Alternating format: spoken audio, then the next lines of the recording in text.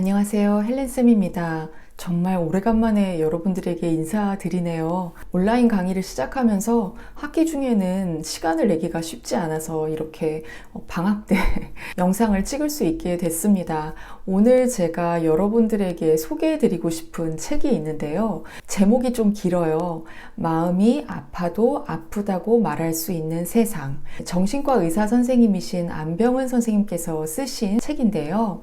이 책은 여러 가지 흥미로운 질문들로 시작을 하고 있어요. 몇 가지를 제가 소개해드리면, 첫 번째는 여러분들이 만약에 어떤 병이 걸릴 수밖에 없는 그런 상황에 놓였는데 선택을 할 수 있다. 내가 정신질환에 걸릴 수도 있고 혹은 신체 질환에 걸릴 수도 있다 라고 한다면 여러분들은 어느 쪽을 선택하시겠어요? 아마도 정신질환보다는 그냥 신체질환을 겪고 말지 이렇게 생각하실지도 모르겠는데, 이 저자께서는 여기서 한 단계 더 나아가서 만약에 여러분들이 조현병, 예전엔 정신분열증이라고 불렸었죠.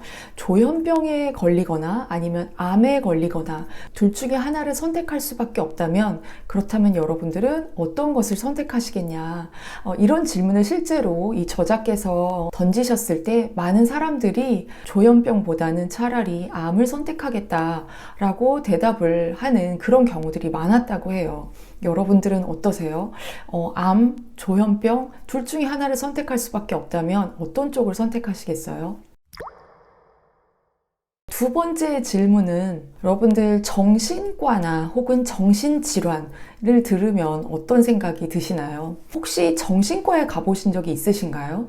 네, 정신과에 가보신 적이 있으시다 하더라도 그거를 주변 사람들한테 그렇게 툭 터놓고 편하게 얘기하는 분은 많지 않았을 것 같아요.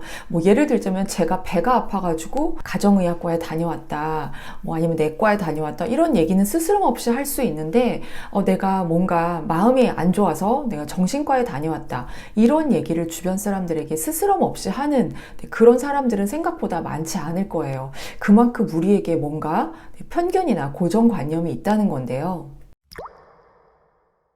또 하나 질문을 던지자면, 만약에 여러분들 집 근처에 정신병원이 들어온다 라고 한다면 여러분들은 어떻게 하실 것 같으세요? 예전에도 장애우들을 위한 특수학교가 들어서는 지역에서 굉장히 큰 반대를 하고 시위가 일어나고 여러 가지 사건들이 벌어졌었는데요. 만약에 정신병원이라면 어떨까요? 저도 생각을 해봤는데, 제가 살고 있는 곳은 완전히 아파트촌이에요. 네, 그리고 주변에 산이 있고요. 근데 이곳에 갑자기 뜬금없이 정신병원이 들어온다 그러면 저조차도 굉장히 당황스러울 것 같아요. 아마도 속으로, 아니 들어올 거면 종합병원이라든지 좀 더 전문 병원이라든지 이런 게 들어오지 왜 정신병원이야? 라고 생각을 하게 될 거라는 거죠. 또 많은 사람들이 그러면 또 애들이 위험해질 수 있고 집값이 떨어지고 이런 걱정을 하잖아요. 그러니까 정신병원이라고 하는 것이 어찌 보면 혐오시설 같은 곳이 돼버렸다는 거예요. 그리고 또 여러분들 잘 아시겠지만 최근까지도 조현병으로 인한 여러 가지 사건, 사고들이 있었죠. 살인을 저지르는 그런 뉴스들이 방송이 되면서 조현병 하면 뭔가 살인마, 굉장히 위험한 사람들, 이런 고정관념을 우리가 가지게 된 것 같아요. 그런데 정말 조현병 환자들은 다 잠재적인 살인마들일까요?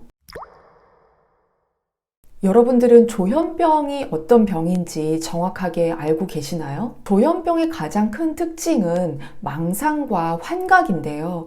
아마도 이 환각, 그러니까 환시나 환청을 얘기하는 거죠. 아무 소리도 들리지 않는데 이제 누군가가 나한테 뭔가 이야기하는 것처럼 들린다거나, 아니면 환시, 그러니까 다른 사람들은 보이지 않는데 혼자서 뭔가 보인다고 이야기하거나, 이런 증상 자체가 주변 사람들에게는 굉장히 좀 두렵고 무섭고 이상하고 이렇게 보여질 수 있기 때문에 조현병 환자들 하면 정말 가까이 하고 싶지 않은 사람들, 이렇게 생각하실지도 모르겠어요. 조현병은 아직은 그 원인을 정확하게 알 수 없다고 해요. 그래서 치료도 완치될 수 있는 치료법은 아직 나오지 않았고요. 다만 증상을 충분히 완화시켜서 마치 당뇨병처럼 계속해서 관리를 하면 일반인들과 같이 삶을 살 수 있는 그런 병입니다.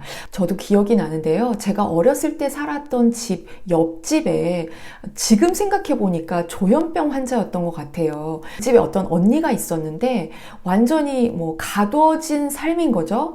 근데 듣기로도 이상한 소리를 한다, 뭔가 이상한 생각을 한다, 가까이 할 수 없다. 근데 한번 그 옆집에 갔을 때 본 적도 있었어요. 근데 이렇게 막 되게 웅크리고 있고, 막 이상한 소리로 막 혼자 떠들고, 이런 거를 봤던 기억이 나요. 정신질환자들을 어떻게 치료해야 할지 몰랐기 때문에 그냥 그렇게 집에 가둬두는 일이 굉장히 많았었는데요. 지금도 어쩌면 많은 정신질환자들이 제대로 치료를 받지 못하고 집에 가둬져 있거나 혹은 정신병원에 입원당하는 일이 생길지도 몰라요. 여러분들 입원하다라는 말은 많이 쓰잖아요. 그쵸? 근데 입원당하다라는 말 들어보셨나요? 우리는 보통 병원에 입원한다 그러지 병원에 입원당한다라고 얘기하지 않잖아요. 그런데 정신질환자들 입장에서는 때로 입원을 당하는 경우가 생기고 설사 좋아졌다 하더라도 바깥에 나왔을 때 좋지 않은 환경들로 인해서 증상이 악화가 되면 또 다시 재입원을 당해야 하고 이런 것들이 반복되다 보면 환자들 입장에서도 정신병원을 굉장히 좀 두려워하게 되고 가기 싫어하게 되고 또 가족들 입장에서도 강제로 입원을 시킬 것이냐 말 것이냐 가지고 고민을 안 할 수가 없는 상황이 되는 거죠. 그렇다면 정말 생각해 봐야 될 거는 우리가 이런 정신질환자들을 그냥 입원을 시켜버려서 위험한 사람들이니까 병원에 가둬두고 무관심하게 내버려 두는 것이 과연 맞는 것일까? 어쩌면 정신질환자들에 의한 범죄가 생기는 이유도 그들이 시스템 안에서 제대로 치료를 받지 못하기 때문에 그런 일들이 생기는지도 몰라요. 평생 정신병원에 살 수는 없는 거니까 사회에 나와서 살 때 내가 이곳에서 함께 어울려 살 수 있다라는 생각을 가진다면 범죄로까지 이어지지 않겠죠. 그러니까 범죄를 저지르는 정신질환자들을 보고 저들을 무조건 이렇게 감옥처럼 정신병원에 가둬둬야 된다라고 하는 해결책만으로는 이 문제가 오히려 더 악화될 수밖에 없다는 거예요. 그래서 이 저자이신 안병원 선생님께서는 중증 정신질환자들과 함께 어울려서 살아갈 수 있는 여러 가지 방법들을 시도해 보시고 노력해 보시고 계시는데요. 책에 보면 참 인상적인 게 외국에 다니시면서 다양한 사례들을 보시고 그거를 어떻게 우리나라에 접목시킬 수 있을까라고 하는 거를 많이 연구를 하셨더라고요.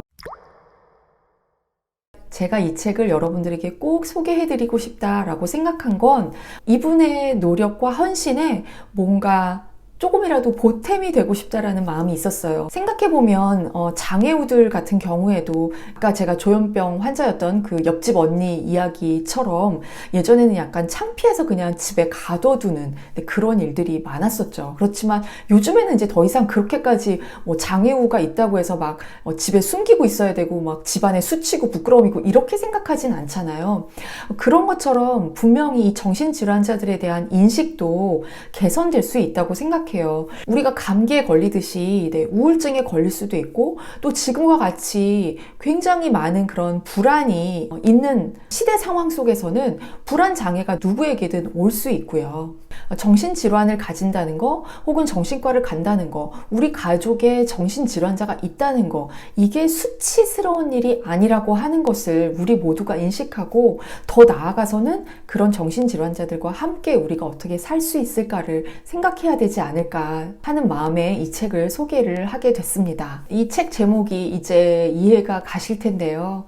마음이 아파도 아프다고 말할 수 있는 세상 우리 모두가 함께 만들어 나갔으면 좋겠습니다. 감사합니다.